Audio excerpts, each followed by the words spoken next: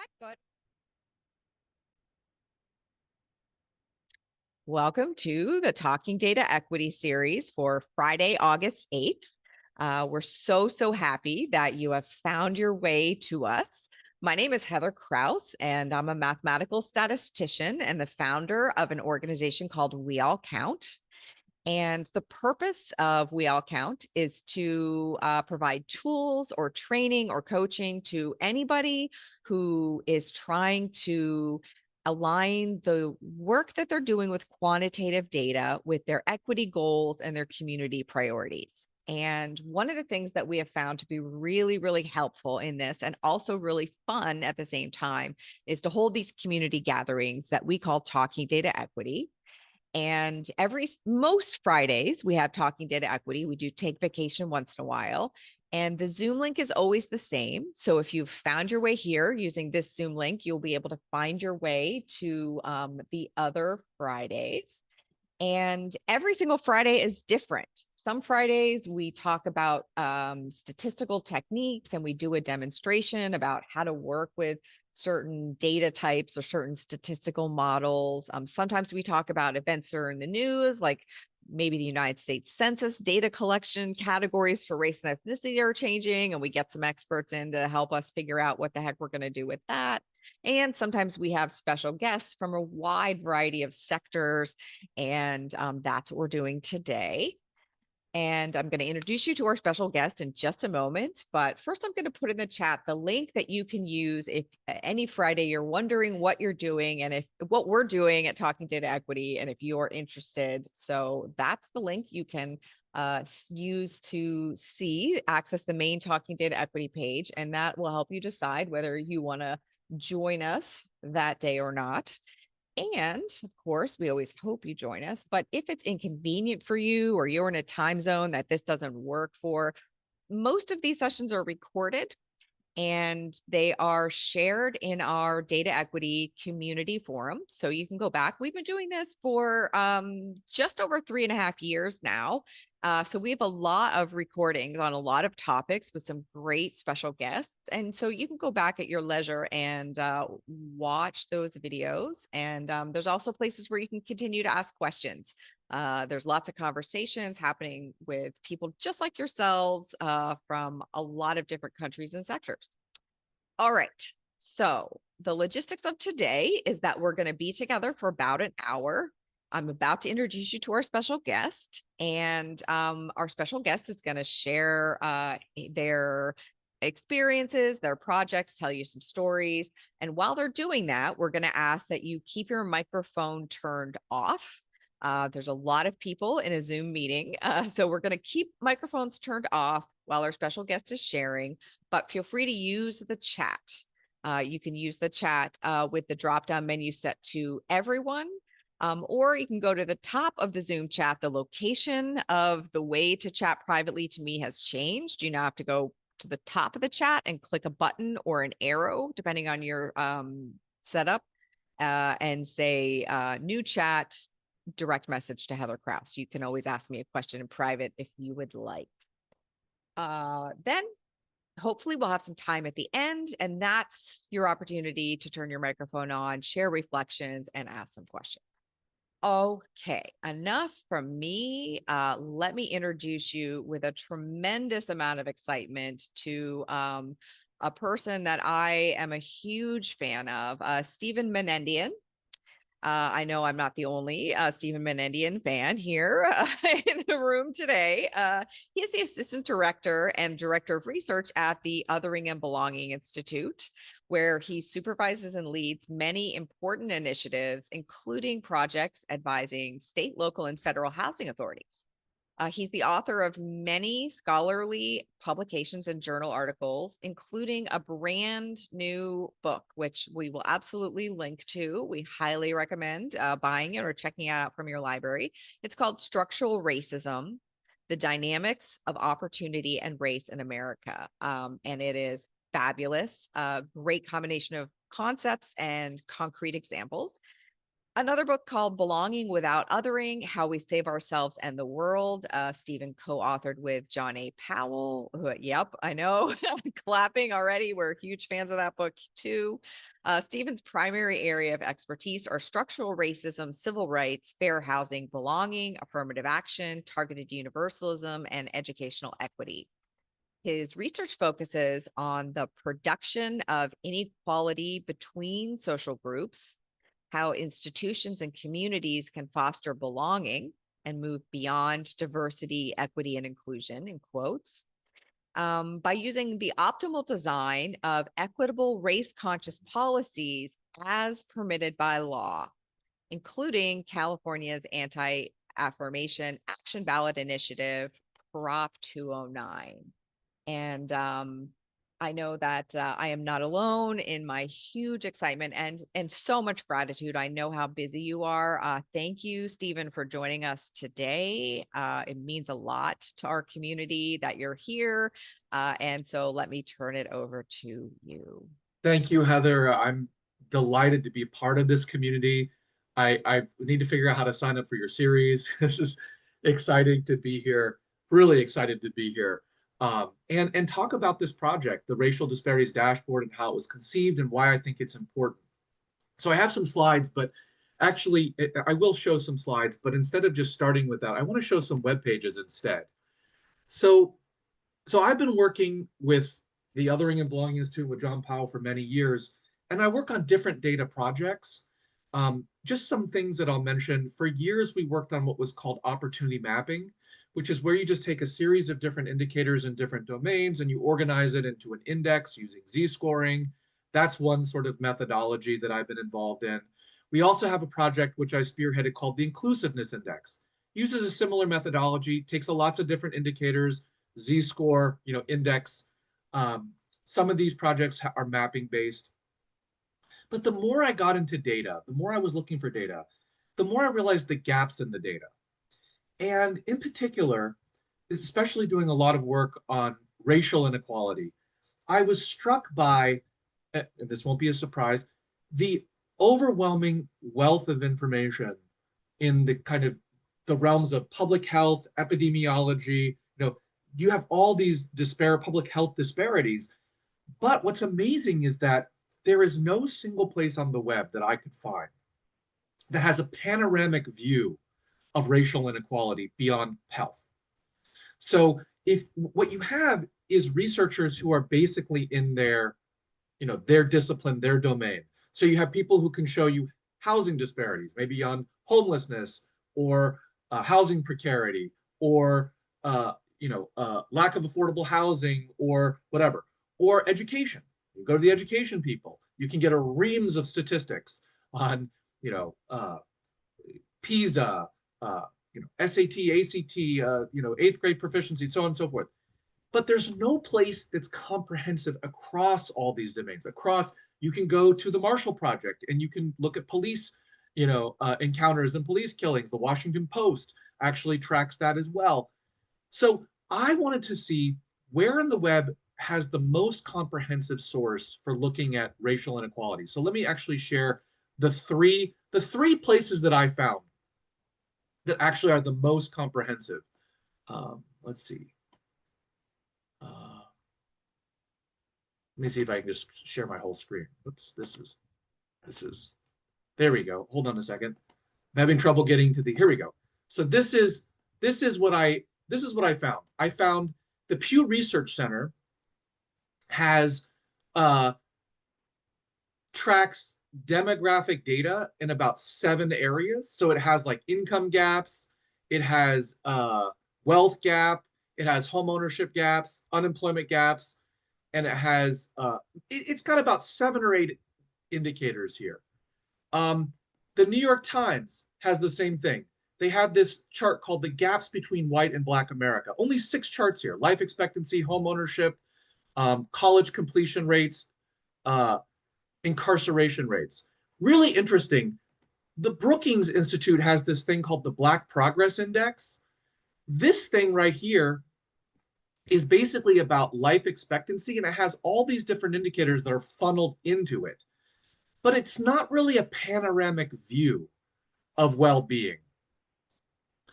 And so there was two sources I thought might actually eventually develop something that's panoramic. The first is called the Racial Analytics Lab at the Urban Institute, which has essentially now been not dismantled, but is being, drawn down because of the executive orders. And then the other was Ibram Kendi's Institute at Boston, the Anti-Racism Center. I thought because of his focus on disparities might actually do something. But it just doesn't exist. There's nowhere on the web where you can get a panoramic view of racial inequality. So I started cataloging, just as an intellectual curiosity project, I started cataloging every single disparity I could find on the web. I found things like really obscure things like Uber cancellation rates by race. Certainly things that are not obscure like COVID or swimming deaths by race. And then of course, the largest number you can get is in health disparities, mortality, morbidity, hypertension, heart attack, dementia rates, so on and so forth. And I thought, let me just see if, now that I've internally cataloged these, let's see if I can build something that can be publicly accessible. And so I went to my team, the equity metrics team, and I said, let's just publish something. Let's put it all together and publish something where people can see disparities in one location, one repository. It's a seemingly simple task, incredibly complicated. Let me actually pivot to my slides and explain some of the complications. I'm sure that you are going to be aware of these as well. Sorry, I'm having some trouble with the screen share, so hopefully it's been working well for you. Okay, so one of the first challenges I had with this, sorry, I'm going to get into slide share mode. There we go. One of the first challenges I had is that, and as you all have with data, is getting consistently reported data, right? Sometimes you can find data, but it might be reported once, every 10 years, like the decennial census, or on a rolling basis, or it's, bespoke data that's collected through a survey, whatever. Even if you can get consistently reported data, it's not necessarily consistent methods or the same classifications. So you might have slight differences in methods across different data sets that you're trying to connect together. You also, maybe even if you can get that, maybe it's not geographically comprehensive. So the United States does a point-in-time homelessness count, but it's not necessarily geographically comprehensive. It's supposed to be, but it's just like some jurisdictions like Oakland might do their count, or it might be done at the PHA level, but then another jurisdiction has a slightly different methodology, or whatever. It's just hard, as we know, to stitch together different data sets. And so these are challenges of putting together anything that you, especially if you're doing an index. But what I wanted to do was just catalog as much as we could. And I mentioned those things. I mean, COVID was a huge problem in the United States because every state health department was supposed to report it to the federal government. And as we know, the states had slightly different methodologies, slightly different sophistication in reporting. It was just a mess. It was a mess. And there were real doubts about the reliability of some of the states, particularly some of the smaller states by population, and what they had. And there was certainly trying to figure out disparities. I'm sure some of you were involved in that between the different states and geographies over time. It was just a huge challenge. So I wanted to put together this racial disparities dashboard. And my original vision for it was just a snapshot in time. Let's just get as close to the present moment as we can with as many variables as we can. But while that would be interesting, it's also important to be able to see how things change over time, right? To see if things are improving. And so our initial version of it, we came up with this idea of doing progress report cards. And that was the original launch of the disparities dashboard. And some of you may be familiar with it. I just want to show a few, not of the progress report cards, but some of the bar charts that we created. They're just interesting. So we started with just comparing, let's compare 1970 to 2020. 1970 is an interesting year to use because it's, post-civil rights movement, the Federal Fair Housing Act goes into effect. It's right on the cusp of sort of like the conservative takeover of the federal government, Nixon into Reagan, Nixon's elected in 68. And so you can get a kind of multi-generational view here.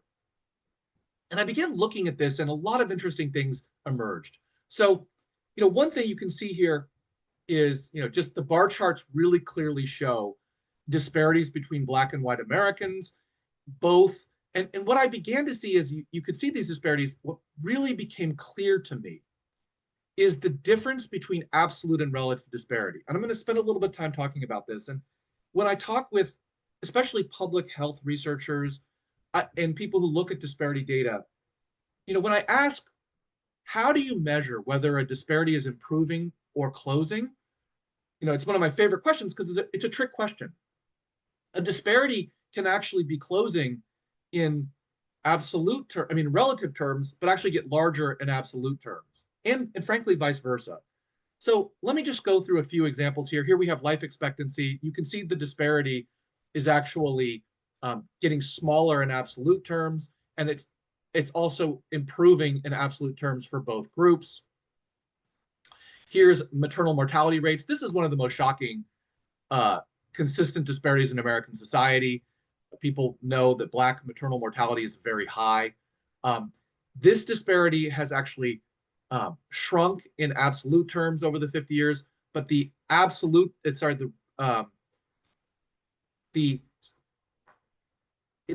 absolute disparity for both groups has shrunk, but the absolute level of mortality has shrunk, but the absolute disparity has actually grown larger, which is another nuance, right? And then poverty rates. Poverty rates are one of the most interesting and important things to look at in terms of racial disparity. And you can disaggregate poverty in a number of ways. Here you can see that the Black poverty rate in 1970 was 35%, in 2020, 22%. And that yielded a disparity in 1970 of 24%, and in 2020 of 11.5%. But when you disaggregate this disparity into childhood poverty or concentrated poverty or durable poverty, it doesn't look nearly as salutary as this bar chart may suggest. So let me begin. These are some clearer examples. Let me begin to complicate this if I haven't already. One of the first problems with disparities is it doesn't tell you what the cause is, right? And so when presented with disparities, people fall back into theories or frames they already hold. One might be, if you're progressive, it's just all discrimination. And if you're come from the Charles Murray school, you might assume some difference in genetics or intelligence or culture or drive or upbringing. I actually tend to think that there are a lot of disparities that are caused not by other explanations, by initial conditions, by initial advantages. And I think discrimination and structural conditions play a very large role, but I define discrimination more broadly. I don't really want to get into the causes, but the problem is just by presenting racial disparities, you don't automatically have a theory of cause. And it actually, the research shows that people will fall back into whatever theory they held before you present the data. So I caution people from showing disparity data that's acontextualized, and that's why I have on the website a lot of preliminary content on disparities. So that's the first problem with disparities. The second is it just as presenting a disparity doesn't tell you much about the nature of the disparity, particularly whether it's getting worse or better. And the problem, as I just said, is that a disparity can improve in relative terms and get worse in absolute terms. Another related problem is how do you compare or scale disparities that have different values or units? So let me get into the problem of relative and absolute. This is one of my favorite examples. Let me try and slow down so this is more comprehensible. So in 1970, the median Black-owned home in America was about $100,000 in value. And the median white-owned home was about $150,000 in value. And that yields a disparity in 1970 of $50,000, right? So fast forward 2020, the median Black home value is about $230,000, which is a huge absolute improvement in the value of Black homes. And the white value median Black home, the value of the white median home is almost $300,000, which is about double what it was, right, in 1970. And obviously the black value of the home more than doubled. So the increase, the rate of increase was greater for black homes than it was for white homes. So that isn't that's would suggest an improvement in a relative scale, right? The black increase in the value of homes was greater than the white increase. However, nonetheless, the absolute dollar value of that difference increased. So this is the relative and absolute problem. And this is the problem, and this is actually really clear in the racial wealth gap. I don't think I have my racial wealth gap data here, so I'm gonna pull that up in a moment. Well, I don't have it over time. I'm gonna show some things about that. But let me actually show the bar chart on the racial wealth gap first. So a similar story is actually the racial wealth gap. The racial wealth gap here, as you can see, was enormous in 1970 and even much larger in 2020. But if you're just looking at absolute improvement or even relative improvement, the black median wealth of the held by black households increased by about 10 times in that period. Whereas you can see the white wealth increased by about 3.5 times. So you have this relative improvement that's greater for black Americans, and yet the racial wealth gap, triples, more than triples. So this is the complexity. I actually want to, let me get out of my slide deck. I want to show you something. Just give me a second to pull this up. I want to show you a chart that I created on the racial wealth gap that really illustrates, I think, some of the challenges. Give me a second. I wasn't prepared to present this. Here we go. Yeah, this is not a pretty table version of it, which I have elsewhere, but I'm going to show this anyway.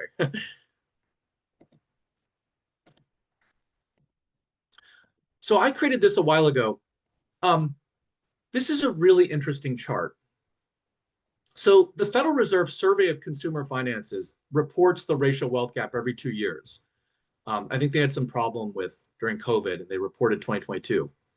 So I remember listening to Biden's last State of the Union address, and he said the racial wealth gap disparity is the lowest it's been since the Great Recession. And he was right, because the disparity ratio in the wake of the subprime mortgage crisis was 45-1. Black wealth collapsed at the end of the subprime mortgage crisis because, as many of you know, Black households were disproportionately impacted by that crisis. They were targeted by the brokers who were trying to get Black households and Black neighborhoods into these subprime mortgages, even when they disproportionately qualified for prime mortgages. And just in general, household wealth collapsed because of the implosion of the real estate market. And so in 2009, median white wealth was $98,000, Black wealth $2,200. And it's basically been improving ever since. But what you can see is that white wealth has been, really grown tremendously in absolute terms.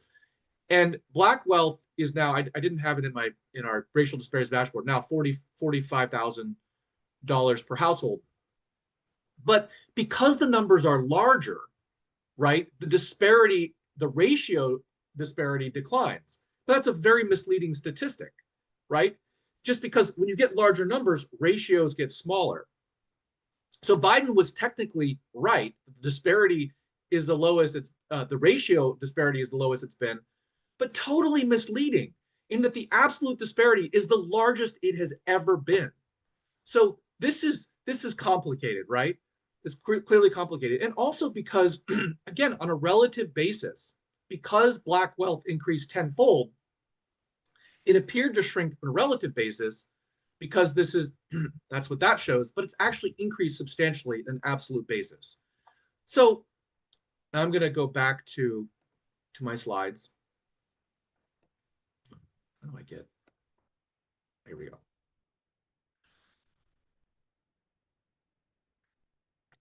So let me just do a few more. Homeownership rates. This is a really interesting one.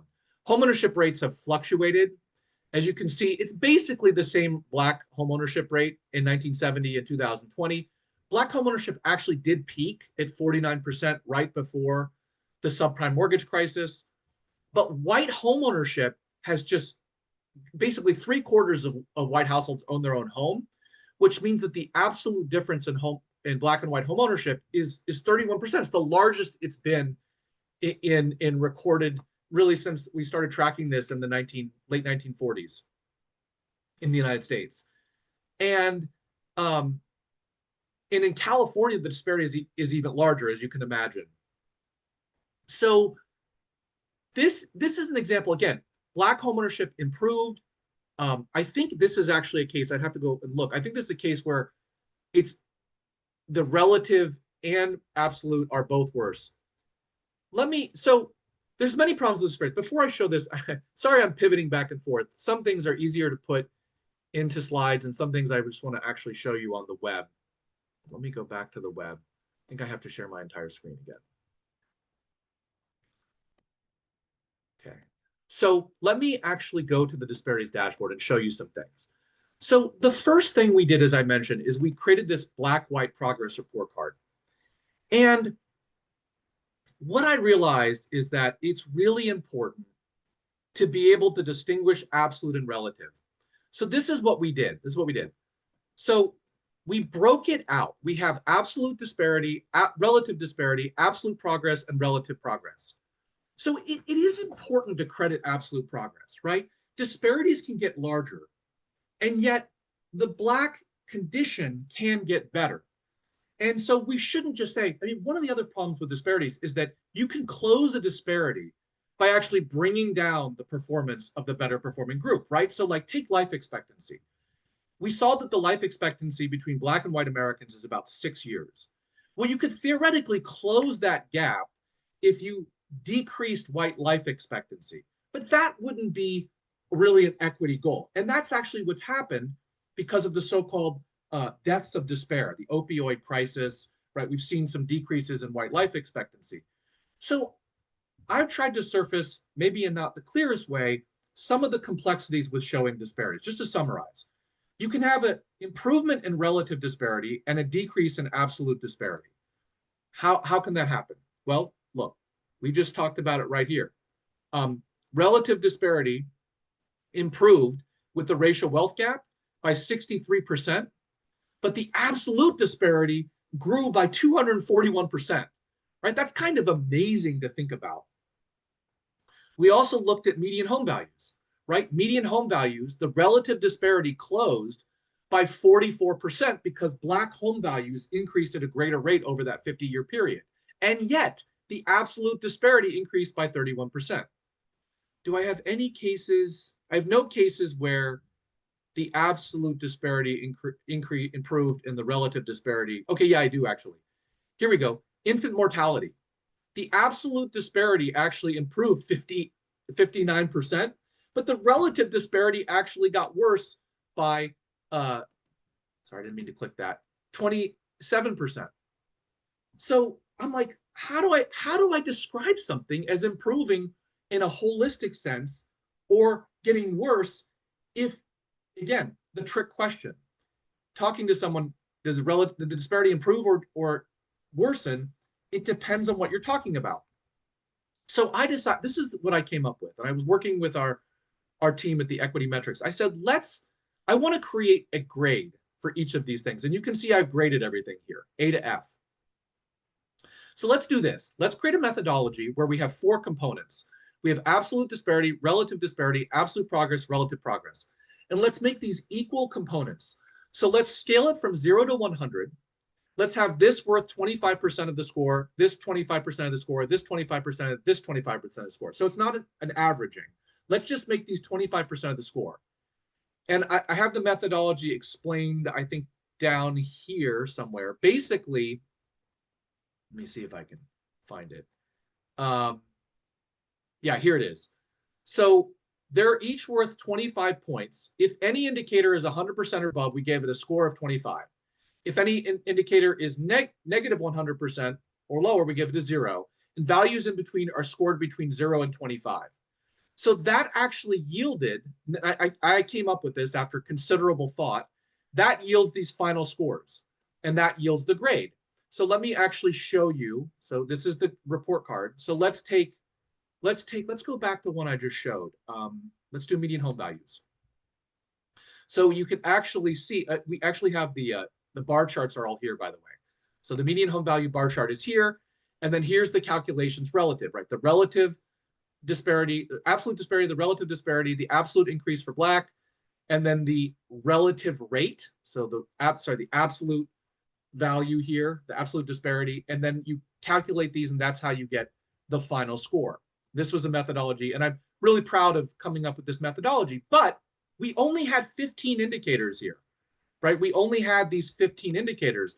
And I said to my team, let's create the total repository. Let's just create an expanding snapshot where we have every single disparity that we think we can come up with.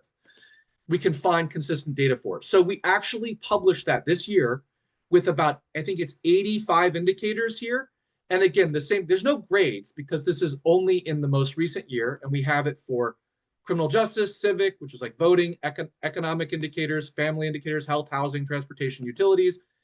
And we have the data for Black Americans, data for white Americans, the absolute disparity and the relative disparity. And what we have here, we have this coded so that you can see in the red, the relative disparity is very bad.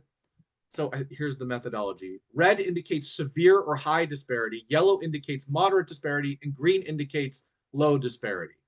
And it's absolute. So that's what we came up with. Let me go back to my slides. I'm almost done. I hope you were able to make sense of this. I'm more than happy to answer any questions. Another problem with disparities is it doesn't tell you what to do. So it doesn't tell you the cause. It doesn't tell you the nature. It doesn't even tell you just looking at a snapshot whether things are getting better or worse. And even if you do look over time, you can't tell whether something is better or worse. And it certainly doesn't tell you what the prescriptions are. And in fact, disparities can actually lead you to the wrong prescriptions because it can trigger a zero-sum mindset. It can draw attention to groups rather than structures or conditions. It can implicitly make one group the norm. So you'll see in our dashboard, it's just Black and white Americans. And you can already see, by the way, just looking at Black and white Americans, how complicated it is. Imagine if we did intersectional identities. We looked at age or gender and race or age and race, right? What if we disaggregated race by 3 or 4 generational cohorts? Can you imagine how complicated it would already be to include the relative disparity, the absolute progress, and the relative progress onto that? And also, closing disparities by itself doesn't necessarily mean fairness or justice for reasons I already stated, including reducing disparities through retrogression. So I haven't had a lot of time, but I hope this has given you some sense of how complicated it is to present data on disparities. And I'm really excited to have a conversation with you now about that and talk about, perhaps answer questions about how this was developed in more detail, clarify anything that I was unclear about, and learn about your work as well. Thank you so much, Stephen. As you can see in the chat, there are very, very, very strong applause and gratitude. This is such a cool tool. This is why we were so excited. Just the way that you think about the pros and cons of disparities, I think, is so important and so refreshing. And the fact that you're willing to calculate several different numbers and kind of live in the policymaking space with the fact that all of these numbers are true, and we can't be like, this is the one rigorous scientific number, because that is ridiculous and not true, but it causes a lot of emotional and scientific tension. Yes.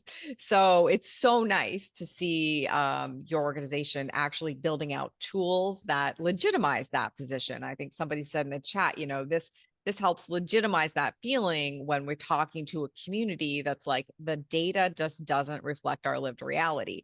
The dashboard helps confirm that that isn't, unscientific or crazy. That is true because Yeah. yeah.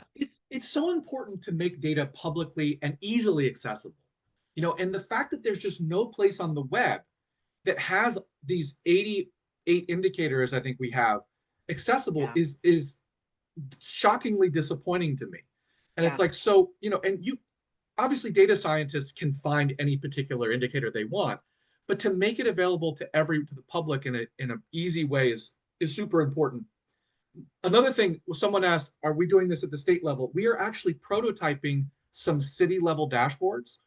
And so it's obviously not all of the data, all 88 indicators are available at a jurisdictional level. Some are at the county level. You can get life expectancy at the county level, but we're prototyping too. This was a summer project. We're going to launch those in a couple weeks. It will be a progress report card version. I want to do lots of progress report cards. So the progress report card we have is black, white, 1970 to 2020. I want to do 1990 to 2020. I want to do Hispanic. I want to do Hispanic white 1990 to 2020. I want to do black, white over different intervals. But I also want to do intersectional versions of it. Again, I want to add gender and race, but then it just becomes not compounding complicated, multiplying complexity, right? Because you have to calculate then again the relative and absolute disparities for each of those intersectional identities. And so the challenge is how can you present that data in an intuitive, clear way is a huge barrier to comprehensibility. Yeah, yeah. And like how you led off in the conversation, it's so easy to accidentally create something that somebody uses to just double down on stereotypes, racism, or mislead, indigeneity, colonialism, or misleading. Yeah, even with the best of intentions. So when you invoke something as cool as this, there is a lot of responsibility. And so I really appreciate how carefully you're thinking through the intentions and the actual impacts of what you're doing. And a couple of people have said how grateful they are, that how much methodology is included in your work. And I've consistently been impressed by that over many, many years of using your work, that there's always a very easily accessible, no nonsense, no bullshit guide to like, this is what we actually did. Not full of so much kind of gobbledygook that you can't make any sense of it. Like your methodology sections are so good. It's so important, in my opinion, to have real clarity so that the average person can understand. I think it's called I don't want to mispronounce it, but there are these different tools that you can use that will assess your language to tell you how accessible it is. And we love to run our web pages through those tools. And we ran the racial disparities dashboard through this tool, and it came out as a very good score. I can't remember. I think it was basically like a senior level, a high school level accessibility, which is for us excellent. Yeah, absolutely. And there's got to be a balance, right? That's fantastic. Let me invite in my eagerness to continue to have a discussion with Stephen. I didn't invite anybody in the room. This is a great opportunity if you have a reflection, a discussion, or a question to turn your microphone on. We welcome you, whatever level of comfort with quantitative work or the methodologies. Any question is really welcome. There's a little bit more than 100 of us here, so if you can figure out how to use the Zoom raise your hand button, go ahead and raise your hand. If you can't figure that out, just turn your microphone on, and we'd be happy to hear questions in the room.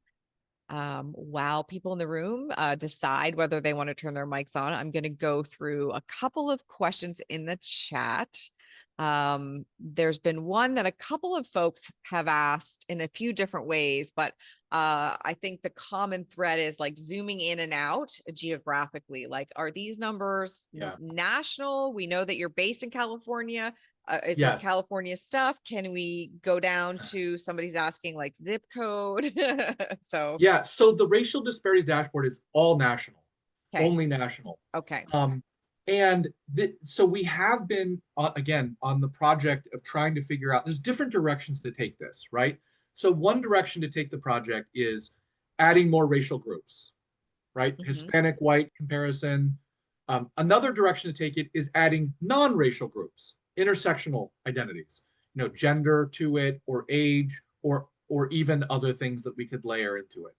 Another direction to this is disaggregating by geography. So we could do states or cities.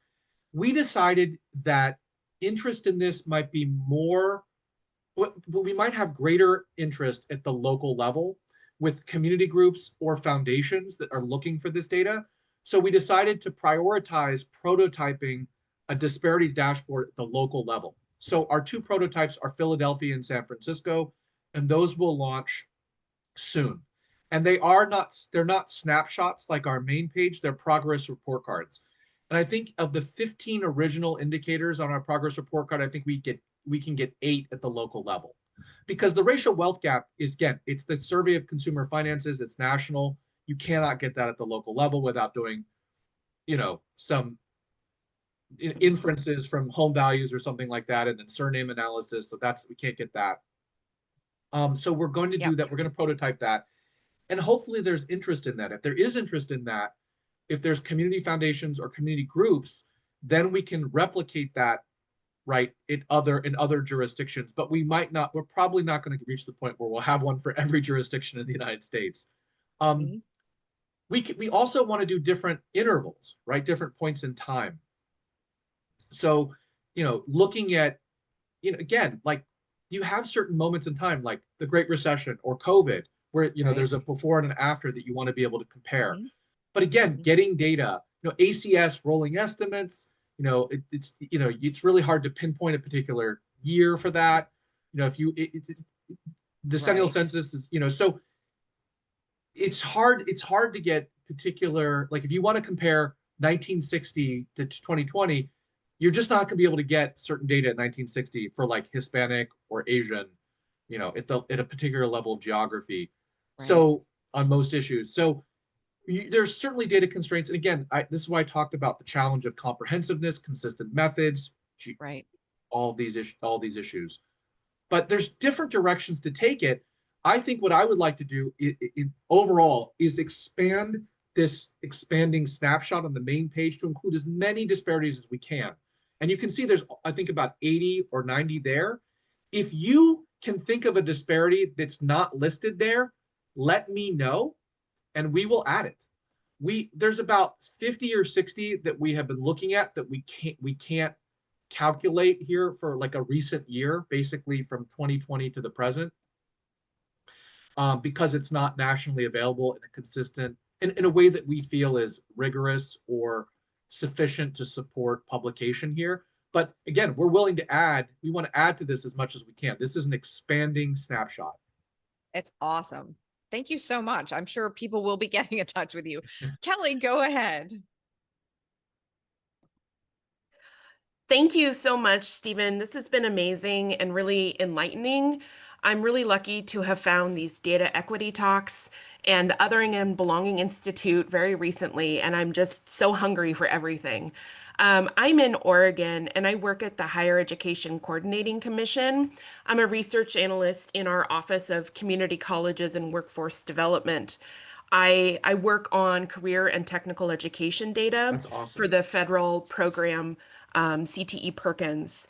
I am trying to develop a new report for statewide and for our 17 community colleges that takes a look at the overall community college population in Oregon and then the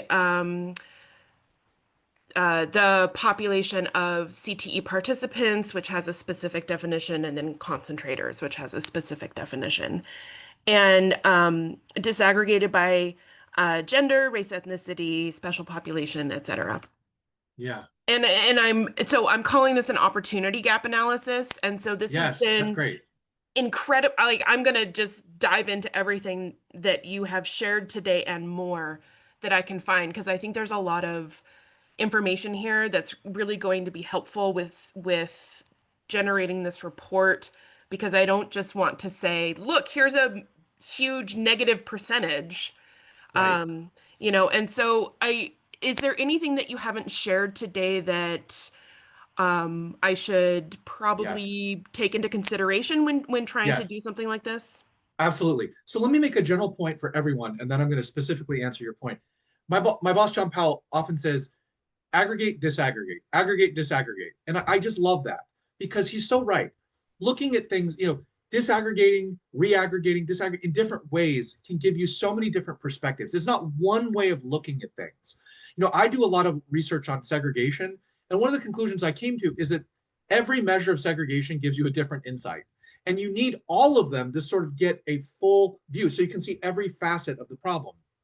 So what I would say for you is, so I actually worked with a community college group in Wisconsin. There was like 14 community colleges in the group, and one of the most important identities is single parent as parent students. So so I would actually it's really important to look at the performance of student parents. They often lag because you have childcare problems, right? Getting childcare. And I would also look not just at student parents, but also single parent students. So if you can get that data, that's going to be really important to look at disparities, and then combine that with other indicators like low income. And one of the things that we saw in working with that community college group was that they found that so you had these like persistence. So we were looking at, I think it was a 2-year program, 4-year graduation rates, right? And disaggregating it across these different identities. So race, gender, disability, low income status, parent status. And one of the things that we saw is that, like, for some of those students, it can be a very minor back owed tuition fee. It might even be like $100 that's keeping them from re-enrolling. And so really understanding the nature of the barrier to completion, it can be a really minor thing that can be waived, can help you get to low cost interventions that can actually create dramatic improvement. So I think the one identity I would definitely take a look at again is student parent identity. If you can get that, that's going to be really, really useful for you because they have really unique barriers. Certainly in other places, language can be transportation can be an issue, parking, things like that. But in terms of identities, that would be my main suggestion. Fantastic conversation, and really applicable to lots of different sectors. The whole, what identities or experiences do we actually want to make sure that we're taking into consideration? And Kelly, I don't know if you've seen in the chat, but there's a lot of people here from Oregon. So make sure that you can, yeah, okay, great. Thank you. That's so helpful, Stephen. I think we probably have time for 2 more questions. So if anybody in the room wants to raise their hand, please go ahead and do that. In the meantime, I will amplify a couple of questions we have in common about, like, what is kind of the back end around the ethics of accessing this data, choosing reference points, and the data sovereignty agreements for all the data that you're using. So this is a very complex topic. Yeah. Let me start with the reference points, and I'll talk about sort of the ethics issues. So our general paradigm is not to use white as a baseline or point of comparison. But in order to show disparities, you have to choose a referent, right? And also to show progress, the progress report cards, you have to use a reference. So the way that we deal with that is by making sure that the disparity is not entirely defined between white and black alone. That's why a big component of it is absolute progress for Black Americans. You remember the 4 components of the progress report card are the absolute disparity, the relative disparity, the absolute progress for Black, and then the relative progress comparing the rates in absolute terms for Black and white. So that's partly how we get out of that, is that's the first thing we do, is make sure that we're looking at Black progress in its entirety, not just in reference to white. The second thing we do is, if you look at our web pages, we have these copious words of caution and caveats on them. So if you go to the racial disparities dashboard, there's literally like 4 paragraphs of words of caution before we even show the table to really contextualize the dangers of looking at disparity and the problems with disparity, and choosing a reference point. The third thing we do is we connect people to our targeted universalism framework. And the targeted universalism framework is really clear that you do not use a group as the goal.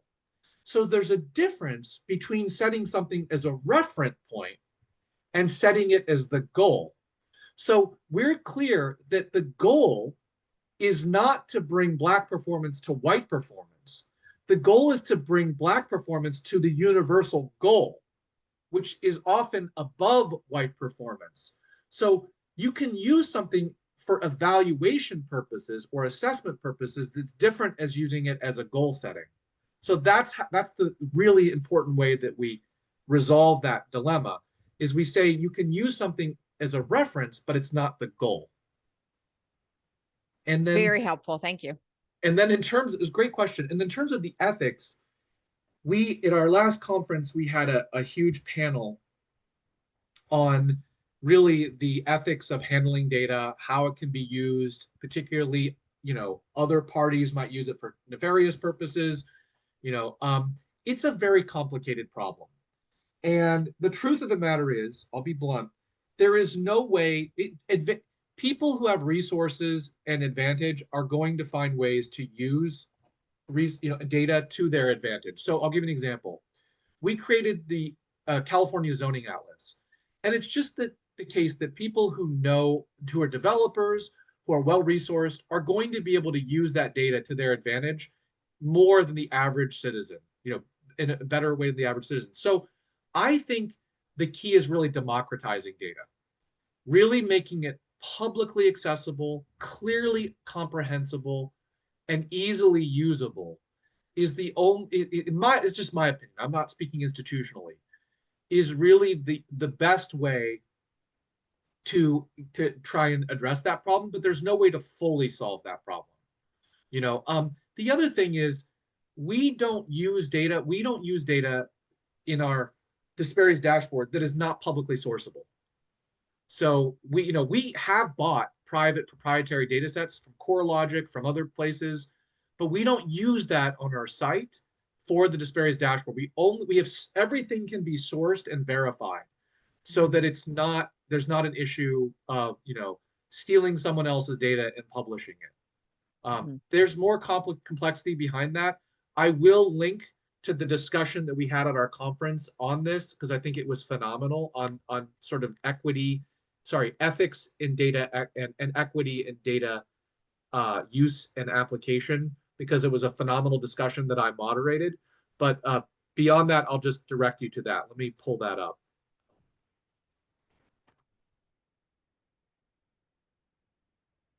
We spend, while you're pulling that up, we spend a lot of time in this space. I'll just amplify some of the questions talking about reference points and reference groups. And there are absolutely pros and cons to, there's a lot of different approaches being suggested in the chat, and lots of them are very, very valid. And